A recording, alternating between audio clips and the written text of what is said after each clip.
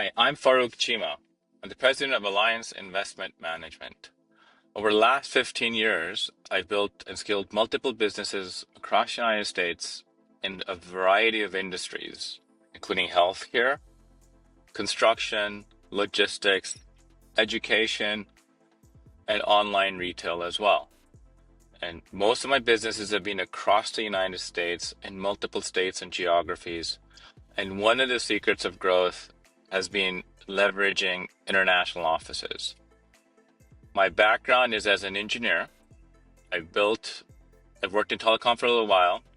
I've also have 5 patents, and I've been invited to speak as guest lecturer at multiple institutions, including Harvard University. What the first point that we've used very well, that has been a great benefit for building an international office and leveraging international talent, has been just to recognize that most international investments are not to be considered as cost centers, although they are cost centers, but more as strategic assets. It takes time to find the right people, to build the right team overseas, but the value provided to your company can be tremendous. From having really cost-effective talent and really creative talent overseas to even finding talent that can join your US team, or even identify opportunities for you outside the United States that you may not have thought of otherwise. You've got to remember that this is an investment. So investment requires not just having the ability to pay your people, but also building the right culture. But before I get into the right culture, let's talk a little bit about some of the areas and some of the specific geographies that provide certain talent. Eastern European provides a lot more top tier software development. A lot of recent moves have been going on in Latin America for strong sales and customer service. The Philippines was great for virtual assistants and some customer service, but Colombia and other countries have come up to meet the mark because they're in the same time zone. And great internet and great work cultures. We've been able to leverage quite a bit of South Asian talent, not just India, but from Pakistan as well, other countries that have been overlooked, great talent that can handle US hours and allow us to actually move faster, much more in the accounting space, in the finance space, and then of course even in the Philippines and now even the Middle East provides a lot of financial abilities that are new and weren't there a few years ago. Another benefit of looking at overseas is companies and countries provide benefits for investing in them.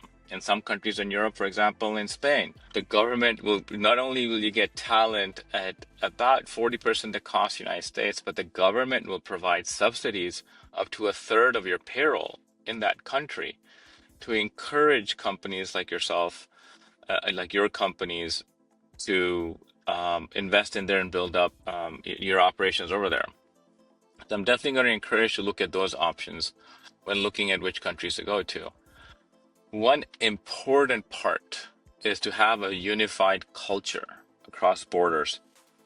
You're building your company, you have a certain way you do things, it's a certain way your team handles issues, and a certain level of not just camaraderie, but a certain way of tackling problems. It's vital that culture permeates across borders. And it does require a little bit more attention to building that border outside the United States, because in your office, people will pick it up just by hanging out, talking to each other, and maybe colleagues will train each other or talk to each other on what's our way of doing things. But international offices requires that to be explicitly stated. There will be investments needed to have talent come not just from US going overseas, but from overseas top talent coming to the United States even to visit. The United States does offer providing visas to your employees to come and visit headquarters or even come for conferences and otherwise too. Definitely leverage what the embassies provide and the State Department provides. Last thing I would point out is international offices can actually set you apart from your competition.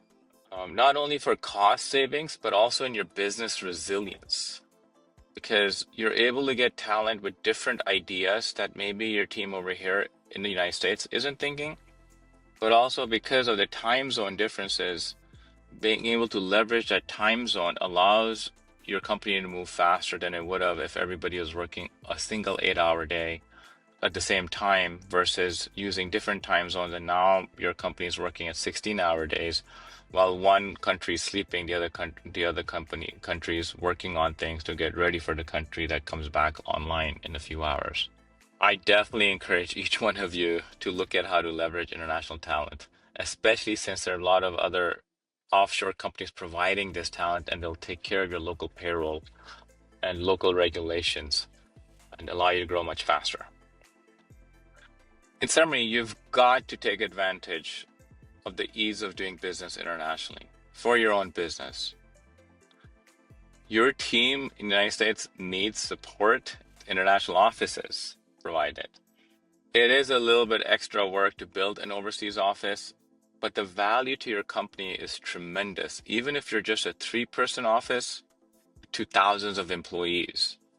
I have yet to find a business that invested overseas and has not been able to take not just advantage of it, but has not found that experience to be fruitful for their team members, United States and otherwise too. You'll be surprised how many opportunities even overseas will come in. Once those opportunities come in, the federal government actually can provide a lot of support, including the Export-Import Bank. They'll guarantee the money that you're owed from overseas accounts to the Department of Commerce. Will have offices in the U.S. Embassy to make meetings for you with owners and founders of other large companies in the overseas country. The U.S. government is on your side making these meetings for you. Definitely take advantage. And as an entrepreneur and a business owner and business leader, you owe it to yourself to find the best avenues for your business's growth.